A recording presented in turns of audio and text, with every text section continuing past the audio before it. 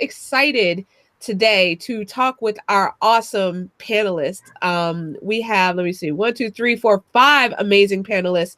And tonight we're going to be talking about empathy. So we're just going to kind of go down the line and introduce ourselves. We'll go from my left to my right. So we're going to start first with Desiree. Hello, everyone. Coming to you from outside of a public library. How are you doing? My name is Desiree Alexander. I am the founder CEO of EducatorAlexander.com at Educator Alexander Consulting at EducatorAlexander.com and the North Louisiana Director of Apple for Louisiana. Awesome. So great to have you on here. All right. Awesome. We're going to go next to Janae. Hi, everyone. I'm Janae Irwin. I currently live in Huntsville, Alabama, and I am the head of educator innovation at Flipgrid. And I can't wait to get started with this conversation about empathy. Awesome. So glad to have you on panel, Janae. All right. Next, we're going to go to Katie. Hi, guys. I'm Katie McNamara, high school teacher librarian out in California. I also teach adjunct for Fresno Pacific University. Very cool. So glad to have you on here with us, Katie. All right. Next up, we have Michael. Hey, I am Mike Drezik. I am coming to you from Buffalo, New York. I am a K-12 district tech integration specialist, TOSA, for Lakeshore Central School District. Sweet. It's great to have you on here. So thank you for joining us, Michael. And last but not least, we have Terrence. I am Terrence White, and I come from Chicago, Illinois, and I am a 7th grade science teacher, and I've been doing it for 7 years. I look forward to having this conversation with you all. Great. Thank you so much, Terrence, and great to have you on panel. So we have some amazing educators, as y'all can see. So tonight we're going to be talking about empathy. So just wanted to say that this episode has been scheduled for several weeks, if not months. However, tonight the topic is extremely timely. So there was a bit of a pivot in the questions.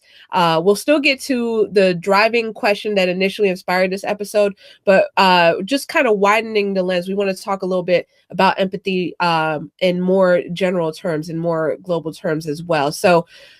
So there's 4 questions. So on Twitter, the hashtag is EduMatch. So I'm about to open up my participate and check on that in a second. So we invite you to chime into the conversation, anyone who is watching right now. So you can either chime in on the YouTube live page, or you can chime in on Twitter with the hashtag EduMatch. So the very first question for tonight is to our panelists, what is your reflection on the general state of empathy in today's world? When it comes to the state of empathy, I think it's more so of a question of understanding what truly empathy is. I think there is always a confusion between empathy and sympathy. And so, you know, you can be very sympathetic to a situation, but it's a different level to really empathize. And so, you know, I think our world has the capability, especially with technology, to really learn deeply about someone else's situation. But it's not until you walk inside someone else's shoes that you can really empathize. But, you know, we can come closer together with technology. It's a matter if we want to do it or not now. Yeah, totally. I definitely want to piggyback on what you say in terms of like being connected to one another. I know that it's been like, it's opened my world for me, just getting to know people like all of you on panel with the help of technology. So absolutely. Well, Great. This is Desiree. I was going to say pretty much the exact same thing that Janae had said. And yes, people who don't quite understand what empathy is, and they think it's, I think a lot of people think it's more of giving an excuse to someone or giving an excuse to their behavior, their situation. And that's not what it is at all. It's just trying to understand a different viewpoint, trying to understand a different side to a story, and trying to really dig a little bit deeper in yourself, and to say, you know, even if I'm not in that situation, even if I don't quite understand that situation, but what is that situation? So just kind of taking a step back to understand that I don't know what that situation is, or I don't know how it feels to be, you know, in that situation. However, I want to understand a little bit more. So just quite understanding empathy, I think, is a big thing. Yeah, totally, totally. So definitely knowing that there are other sides and wanting to understand. So definitely agree with that. Okay, Right. totally agree with what's been said, but I think what I would really love to see is that our students have an inner desire to want to be empathetic and have that desire to understand people that they share space with, even at their school site, the people that they live and breathe with, and also those that are in another country, so that we have a better understanding of one another. It's hard to hate someone you know. So if we use the technology that we have and get to know each other, the empathy, I think, would increase, and then it's just a better world for all of us. I think that's a huge win. What I was going to say was just piggyback off of everybody else's responses is empathy has to be taught at a very young age. It has to start from, if they don't want to necessarily get it from home, but they may, as teachers, we have to model what empathy looks like. And I like what Jornay said, there's empathy and then there's sympathy. And I think a lot of people mix those meanings up. So it is important that we're modeling what it looks like as educators, because at home, depending on the home situation, they may not be getting the empathy modeled at home. So it's important as teachers that we're modeling what it looks like in our classrooms and in our whatever we're doing in education. I really love what everyone's saying here tonight, and one of the things that I relate empathy to is perspective. Just looking at something from a different perspective and being able to understand where someone else is coming from. Taking a step back and putting yourself in their shoes. And I like how you mentioned that it gets confused with sympathy sometimes.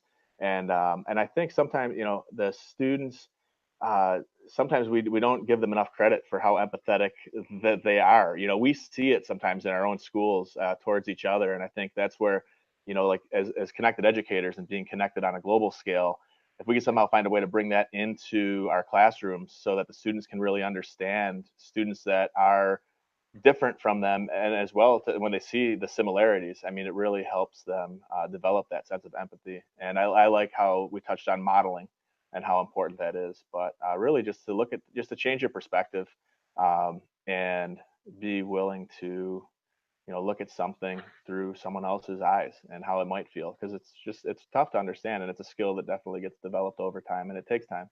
Yeah, I was just wanted to say one more thing. When we talk about empathy, I think a lot of times we think about people being empathetic to our own story or our own background. And what we fail to do sometimes is to actually open up our own empathy to people that do not think as we think. We think, oh, you need to be empathetic to the right side because I'm the right side. So you need to be empathetic to what I'm saying and but sometimes we fail to be empathetic to someone who may not feel the same way that we feel. Great point. Just to kind of piggyback off of what you're saying, and there was a fantastic discussion in RJ League chat, Restorative Justice. I think that they're having a chat tonight at 8 p.m. Eastern. But they had a great discussion, especially in the Voxer group, about dehumanization. And I feel like it ties very well into what we're talking about tonight. So absolutely, just wanted to piggyback off of that. So I do have a follow-up question for the panel. So anyone who wants to jump in. So we are, I'm hearing a lot of you say that there's a difference between empathy and sympathy. So what would you say is a difference between the two? But I was going to say that personally, I think the difference between sympathy and empathy is sympathy is you feel bad. Empathy would be you feel the person, what they're going through in their shoes, but you want to take action on how to help them or those individuals get through it, if that makes any sense. Sympathy, you feel bad, no action. Empathy, you feel for the person, but you want to help them through it. Yeah, I think the big difference is putting some skin into it. You can be sympathetic and it's like, oh, I'm so sorry. And it's like a one and done, where when you get involved and you're making that connection, there's more effort that you do. There's a follow-up with the person, the individual, a why and a desire to make things a bit better. We were smiling because you had someone photobombing a second ago. Absolutely. So yes, definitely. Any other thoughts on that? I think just going a little deeper, it goes into the type of connection you have with someone. So relationships are a huge part of being empathetic. I'm like super smiling right now because I follow Katie and Michael. And this is my first time, being on a hangout with them. So I feel that deeper connection already. We've been Twitter buds for forever. And it's nice seeing Terrence again and Desiree again. And I've heard Terrence's story. And by me, I didn't know Terrence, but by hearing Terrence's story, it brought us closer together. So when Terrence now goes through something, I feel something different than what I felt before, because now we have a relationship with one another. So I truly feel like, especially with our students, in the wake of everything that is happening in our world, I truly believe if they are to the point where they really get to know one another, get to know the things that each other is going through, the things that they're carrying along with them day in and day out, they may react a little different to certain situations had they not had that relationship. So relationships are everything. Absolutely. And I just wanted to piggyback off of that. There was a phrase that you used, deeper connections, and I love that phrase. There's definitely a difference between connecting with someone saying, "Hey, how you doing? How's your day? Oh, cool. Okay, well, what do you think about blah, blah, blah, blah, blah," right? And then moving on to the next thing. There's a difference between that and actually getting to know someone, getting to know what makes them tick, what they like, what they dislike, what they care about, what kind of music they listen to, what they do for fun, about their family, and just really getting to know one another is just it allows us, I think, to have more empathy for one another and to have like difficult conversations sometimes, and to really embrace what the other person's saying, because if it's a stranger, then a lot of times the wall goes up if there's a disagreement. But when we get to see like, oh, this person's saying this because blah, blah, blah happened in their life, then that is, to me that makes a huge difference, and fostering that in our students as well. So shout out to Doug Tim, because he also made that remark in the EduMatch Boxer group. So, all right, I'm going to pop into Desiree. And I just wanted to say, I think when we talk about sympathy, it's more surface level emotions. It's more just, I'm not really getting too deep into this situation, but I hope you feel better. It's more surface level, where empathy is humanizing the other person on the other side. They're not just an idea.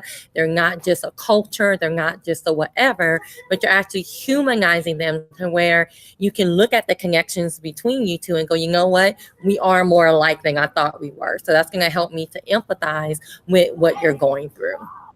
Absolutely. So humanizing the other person and not just them being an idea, like, them actually being someone like you, so absolutely. All right. So let's go next to Michael. I'm hearing relationships come up and, humanizing. And I think really it starts with a connection, and, how do you spark that connection? I think in our, we have this technology at our fingertips to develop that empathy. We need to make those connections happen, and we need to kind of take the lead as educators to bring that into our classrooms, to make sure that those connections are happening. With obviously within the four walls of our classroom is so important. The relationships that the kids have with each other right in front of us, and then really reaching out beyond. I know this year, for example, we've connected our classrooms with students in Ghana and Australia and in South America, really all over the world, through something like Skype-a-thon. And just from, even though some of those weren't like deep cultivated connections, the students wanted more. And I think when they want more, there's the likelihood that they're going to develop that sense of empathy when they just really start to make that connection. And how do we really cultivate those connections so that they get deeper, like everyone's brought up here. So that's what I wanted to just chime in on. All right. Absolutely. Thank you for sharing that. All right. And Terrence had something that he wanted to share as well. I was going to share that with our current political climate in this country, a lot of people don't want to hear what the other side is saying. And it is just, our country is dividing more and more and more. And this skill of empathy could be a great skill that our politicians could use. No matter what side you are, it doesn't matter. Both sides could learn a piece of empathy because it helps bring our country together instead of driving us apart. That's all. Absolutely. Absolutely. All right. Let's go next to Katie. Yeah, I wanted to just follow up on something that Michael touched on. I think as educators, our big role, besides just teaching them, math, science, and all that important stuff, is to have moments in the classroom that help them build those connections with each other, get those relationships so that empathy is happening within those four walls that they spend most of their day in. Totally. All right. So passing it over now to Janae. One thing I did want to share, of course, you guys know I'm all things Flipgrid, and Michael and Katie are really big Flipgrid users as well.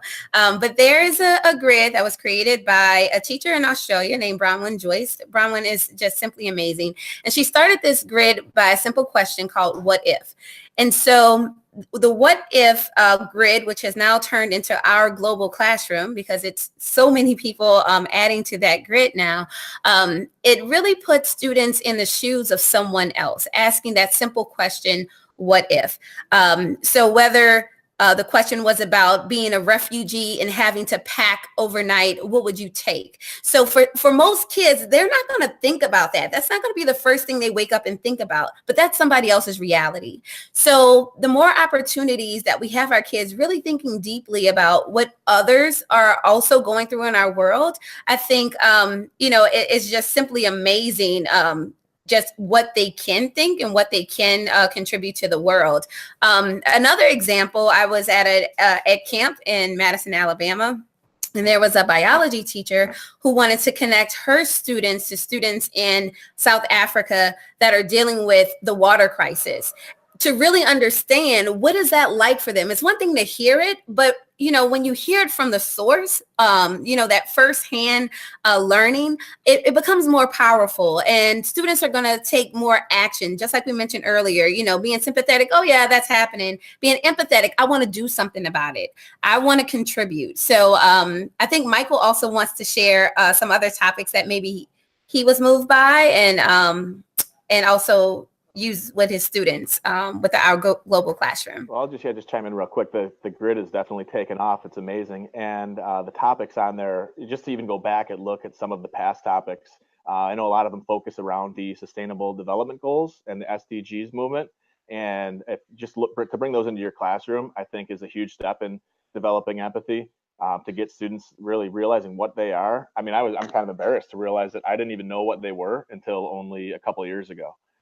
But there's a lot of topics around that on the grid. And like, for example, one of Dollar Street, I think, is a documentary. And one of the topics talks about, what if you only had $1 to live on per day? And then there was a video there that showed the people that really are living off of $1 per day, and I can't even relate to that in my own life. But to see it through other people's eyes is, and then to try to relate to it, it's powerful. Yeah, the SDGs are amazing. And I was just typing in the chat that you're doing better than me. You said you found out about it a few years ago. I found out about it a few months ago, actually. But what's that, Terrence? It's not right now. Where do I get to that? I want some of that.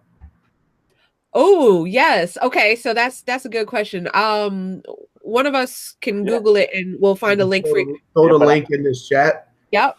Yeah, absolutely. And then I'm going to throw it out there. If you go to the world's largest lesson or teachsdgs.org, both of those websites are a phenomenal resource, and some of them come with lesson plans ready to use and bring those conversations into your classroom.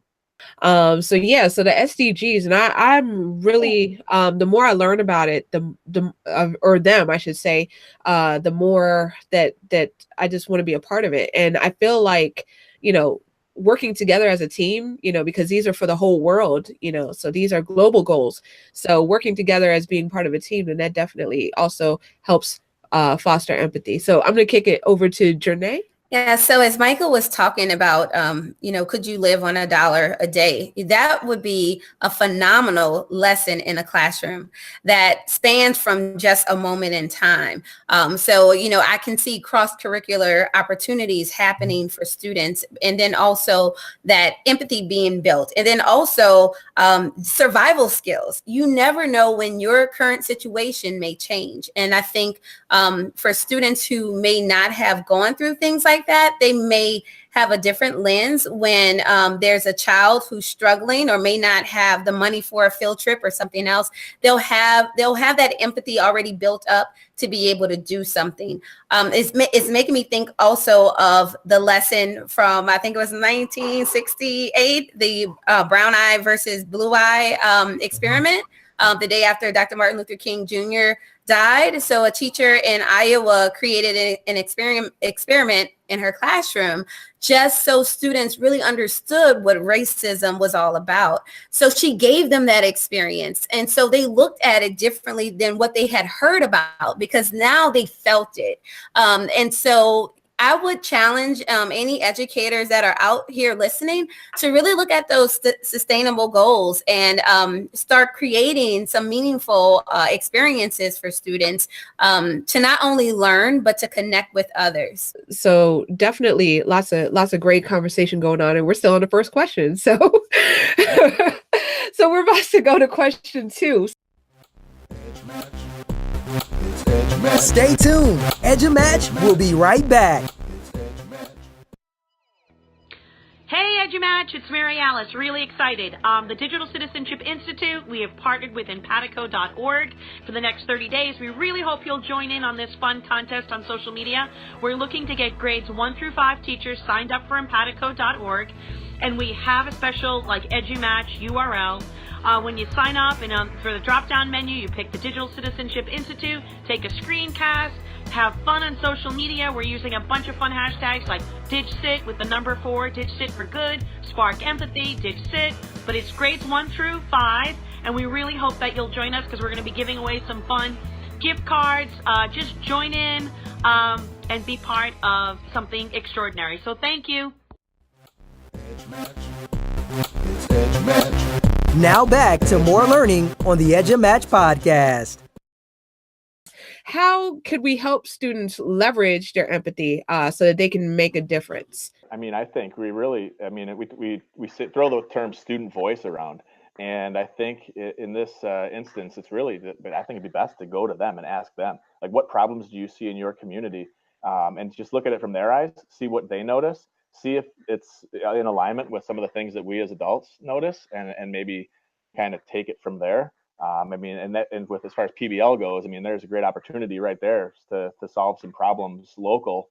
And then if you can tie it back into the SDGs on a global scale and the global goals, I think that could be your launching point. But I think really just to ask the kids and find out from them. All right, great point. All right, coming next to Jonae. Yeah, I think Michael hit the nail on the head, student voice. And before that, creating that safe space for students to be able to share their voice. And so there's been so many situations that could go one way or another, knowing what a student is coming to us with. But if they don't feel safe enough to communicate what they're going through, we'll never get there. So I think, coupled with student voices, creating those spaces within schools to let students know that, yes, we are all here. Yes, we are all different. We all have our own stories, and we are going to learn from each other. We learn best when we learn from each other. And so the more that we can get to that point where students feel comfortable in sharing those uncomfortable moments, I think the more they'll be able to share their voice to get to that next level. Absolutely. All right. Going next to Terrence. I was going to say, this week has fired me up with everything that's happened in Florida. And with that said, student voice is such a powerful tool because it is amazing seeing the students from Florida speak out and letting them drive this whole discussion about safety in schools. It has fired me up as an educator because sometimes it's better for us adults to get out of the way and let them speak because it's their experiences, it's their world, and their world is different than our world. It goes back to that empathy piece. Let them speak, let them share things that are going on. I know one of the things I do in my classroom, whenever there's a topic that I don't know as much about as a student in class that knows more than me, I'll let them drive. I'll let them co-teach with me because they know more about that experience than I do.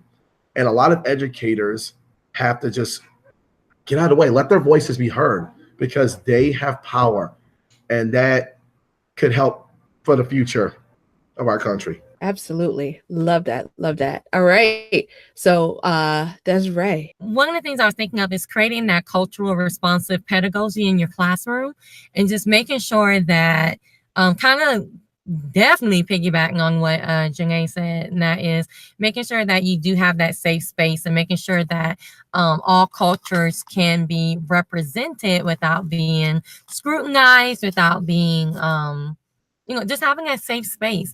And that, I think, is what leads to what Terrence is talking about, where the students do feel that they can have advocacy and that they can fight for themselves. I think the more we suppress our students, and the more that we, education hasn't changed that much, and we're still in that industrial model where it's, follow the leader, follow the leader, follow the leader. And the more we can kind of break them of that pattern, and break them of that mindset where, you need to question, you need to advocate, you need to be that person that stands up. I think the more that we do that in the classroom, and the more that we follow that culture responsive pedagogy model, the more we allow our students to use their voice. Because I know student voice is one of those things, one of those buzzwords. We always have these buzzwords that come out. It's a good buzzword, but it's still one of those, buzzwords. And, what I like to say is, you don't give students a voice. Students already have a voice. You're not giving it. You're not like saying, oh, here's your voice. They already have a voice. We just need to promote them using it, and allow them to use it, and encourage them to use it. So there you go. Love it. Love it. All right, cool. Let's go to Katie. Just if we want the kiddos to be empathetic and whatnot, we also have to help them see why they need to have empathy.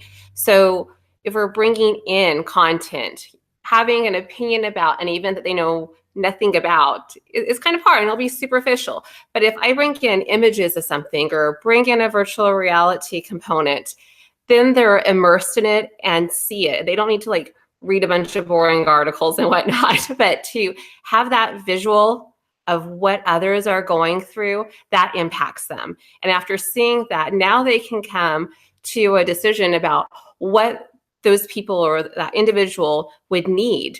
They have the great ideas, just like Terrence said earlier, get out of their way, and the students will tell you what they can and should do for helping those others. Definitely, bringing in that content, but also getting out of their way.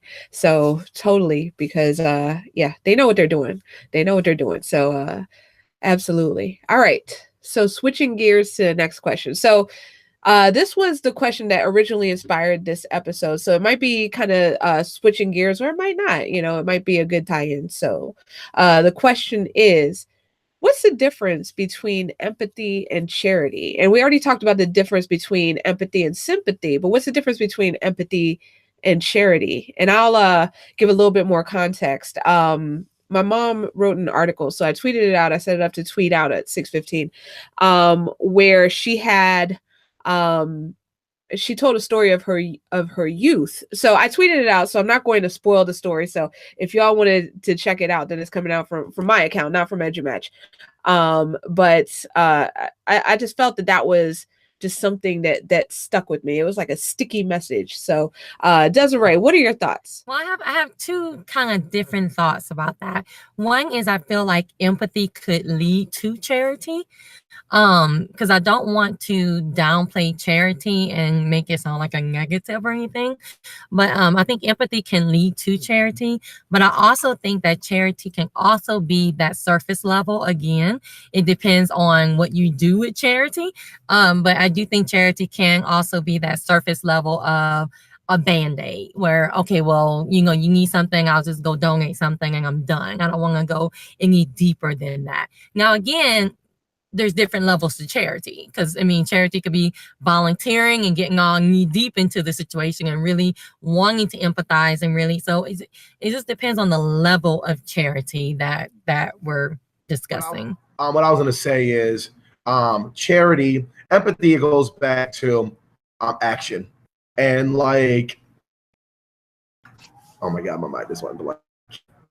Desiree said, I apologize, Desiree. What she said was charity can be surface level.